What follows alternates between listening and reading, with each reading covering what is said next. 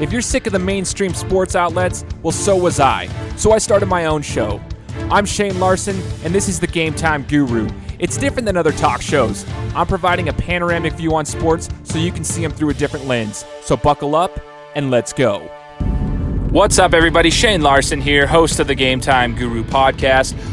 Glad to have you with me for this bonus episode as I break down Game 3 of the NBA Finals. This is a bonus episode for my subscribers only, so thank you so much for subscribing to the show and tuning in. If you want to follow me on social media, head on over to Instagram, Twitter, Facebook. Follow me there, especially Instagram. That's where we're the most active, so you can have some healthy debates with us whenever we post any sports topics. And we talk all things sports. It just so happens to be the NBA Finals, so we're kind of breaking that down for you guys today.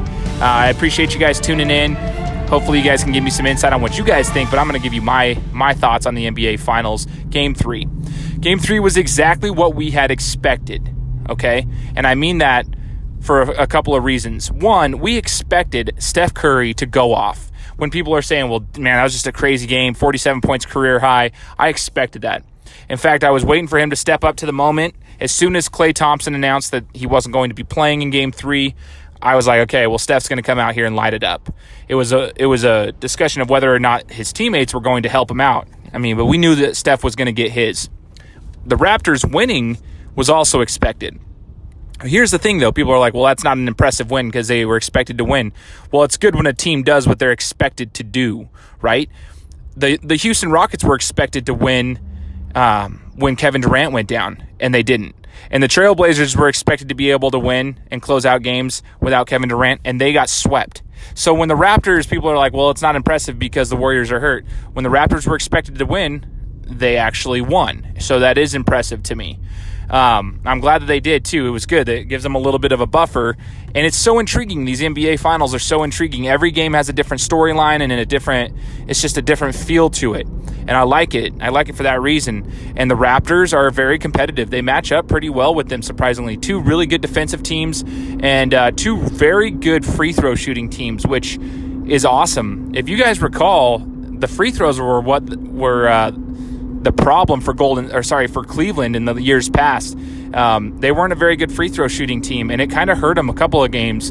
I talked about that a long time ago on my show, how I thought the free throws were a huge factor that never got spoken about. Both of these teams are great free throw shooting teams, so every foul is essentially detrimental because you expect the shots to go in. They're shooting in the high 80%, the high 80s for the majority of the games, and it's good because anybody you foul essentially has a chance to make both free throws.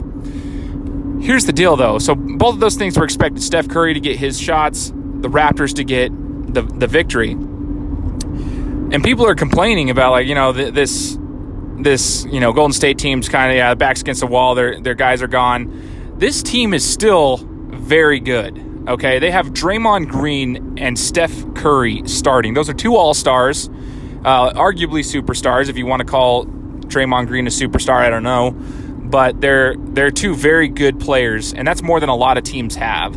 In fact, if we were going to go back, let's go back a second, right? Let's go back to 2015 when LeBron James takes on the Warriors in the finals, and he's missing Kyrie Irving and Kevin Love. And that team, just like the Heat teams of LeBron James' era, was built around those three players. They had role players that knew what they were supposed to do, but they weren't shot creators. There weren't any shot creators outside of those three guys. They invested their money into the three guys, LeBron, Kevin Love, and Kyrie. So the money was in there, and then they, made the role players around them. When you lose two of those guys, it was extremely difficult. That team was not that good. Really, really was not that good without those guys. LeBron James happened to get them to somehow will themselves to win 2 games. They were up 2-1 in that series in 2015. They won 2 games against a far superior Golden State team. They won 2 games, and they almost won 3. If you guys recall, the first game of that series went into overtime. LeBron had them he had them right where they needed them, and they ended up losing the game that Kyrie got hurt. But they almost were up 3-0 if you really go back and look at it until they ran out of gas. So, and that was a far less talented team than this current Golden State team without Klay Thompson and Kevin Durant. Even without those two, this is a far more talented team than the 2015 Cleveland Cavaliers. So, yes, it sucks that they're hurt. It does suck. I hate that when my teams get hurt. But they finally, like the wear and tears, it hitting them. Every year that they've played up until now during their huge run, they've played teams that were not fully healthy. And they somehow were able to keep their all-stars, their superstars healthy. Their main players were able to remain healthy. And that was props to them. They were able to compete at a high level and remain healthy. That's great on their health, their conditioning, their coaches, the way that they prepare and recover. It's awesome. But they happen to be they benefited a lot from other teams' injuries throughout their run. And so it's crazy when people are saying they're not, well, the Raptors beat this team, they're missing their two main guys or two of their top three guys. Well, yeah, but that doesn't mean that team's not good. That team's still much better than the 2015 Cavs were when Kyrie and Kevin Love went down. So don't even give me that crap. I don't even want to hear that. And if you want to argue that, we can go stat line by stat line and try to tell you. But when your next best player is Matt Dellavedova on the court, like, give me a break. Like, it compared to what the Warriors have right now, where it's the next best player is Draymond Green, and then you have an Andre Iguodala, like, a veteran leader there. You've got Cook, who is a stud. If everybody forgets about Cook, they're like, well, he's stepping up, but he's a role player. Dude, Cook was a stud all through college. He just didn't get the chances that he was supposed to have when he was coming out into the NBA, but he worked his way up. But he's always been a shooter. The guy can ball like he always was in college, and he's been that way forever. So people are all, freaking out that Cook's finally stepping up. He's not expected to. No, I'm expecting Cook to step up. He's a good basketball player. So quickly he's forgotten right after college. If he doesn't make a starting lineup right after college, that you forget about him, and I hate that crap. No, Cook's good. They've got a good team, but they definitely need at least Klay Thompson. Here's the one thing that I'm looking forward to is they've announced that Klay Thompson will play in Game 4. They have to win that game, and I wouldn't be surprised if Golden State rambles off, just wins 3 in a row, but they have to win Game 4 because you don't want to go back to Toronto trailing 3-1 with the momentum there, with giving them a chance to close it out at their own home court. So you have to win Game 4. Klay Thompson's going to be huge for them, and it's obvious, right? But when you look at how he impacts that team with Steph Curry, he moves without the ball, and when you have Klay Thompson and Steph Curry both moving without the ball, and then big men like Draymond and Biggie who can pass the ball, and they're looking for those things, it spaces out the defense, and it creates this thing called thinking. And when a defense has to think, especially when they get tired in pressure situations, then you start seeing easy shots go up and lackadaisical defense, and there's gaps there, and that's where Curry gets some layups, Thompson gets some layups, but they wear down the teams. They wear them down defensively, which then has an immediate impact on their offensive ability. They can't shoot the ball. They can't find open shots. They're tired. It's a whole system.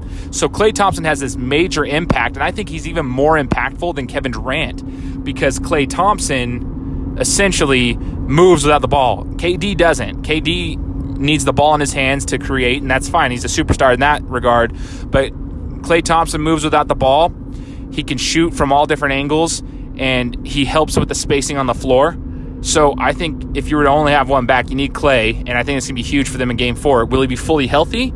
Hopefully him sitting Game 3 and them sacrificing that game essentially will pay off for them. I think it very well may. I think they're going to come out with a crazy game plan, and I think they're going to come out with crazy energy. And so I expect Game 4 to go to the Warriors, but we'll see what happens, how they play. Another note that I'm just going to state this right here. Everyone's thinking, okay, well, it's setting up this narrative of Kevin Durant returning and being the savior and closing out the series, and that would be the perfect closeout for his tenure at Golden State. And I just want people to remember that when Kevin Durant comes back, naturally he's a scorer, so he'll probably put up 20-plus in his first game. But if you look at Boogie Cousins and the way that he's moving right now compared to when he was before, they're different players, but just hear me out. And there was different injuries. But if you look at Boogie Cousins, and he had the quad injury, his legs are not under him right now.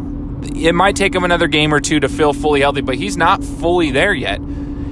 Kevin Durant is much more athletic, and he relies on his athleticism to get his shots up a lot. Like, that's what his game is. He's essentially a 7-footer that's athletic and can shoot from anywhere on the floor. But and he's explosive.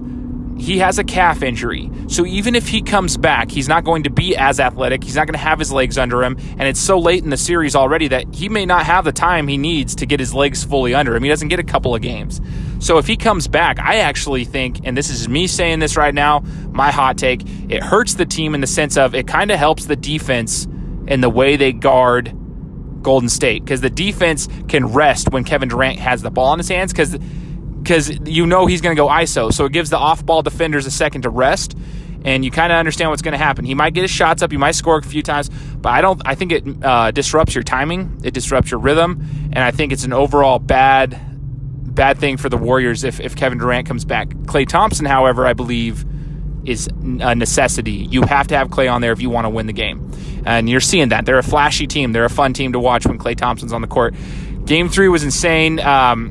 They still had a chance to win that game, but you saw at the very end, about 4 or 5 minutes left, they kind of wore out, and the Raptors kind of took control. And every time the Golden State would push it to about 6 or 7, they go on a quick little run. It's like, dude, Toronto would answer. It's just insane how they were able to respond every time that Golden State went on a run, and they just didn't have the firepower. They matched with them all game long until the last 5 minutes of the game. And it reminded me of the 2015 Cavs. They're up 2-1, and in Game 4 in Cleveland, Cleveland went on this huge run at the beginning of the game. And if you recall, LeBron James had like this behind the back or behind the head pass or whatever to Mozgov, and Mozgov dunked it or whatever. It was a weird, and they started off on fire, and then Golden State calls a timeout, and it seemed that after that quick little run, Cleveland was gassed the rest of the series, and that's when Golden State went on their tear and won all the games, and they closed out the series and won because they had LeBron James, who was arguably the best player in the world. And he was getting his buckets, and he was playing outside of his mind. He was playing like a superstar, the superstar that he is.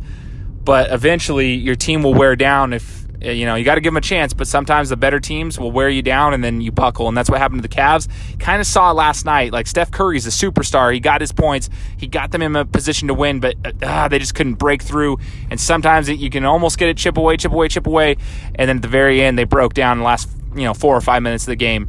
So they need Klay Thompson. I'm excited to see what happens in Game 4. Guys, I appreciate you tuning in, listening to my thoughts on Game 3. I'm excited for the finals, though. This is a really exciting finals because it's just different. Guys, thanks so much for listening to another episode of my show. Now, if you could go and do me a favor, head over to iTunes, give me 5 stars, and leave me a review. It would be greatly appreciated. Thanks, guys. Appreciate your support.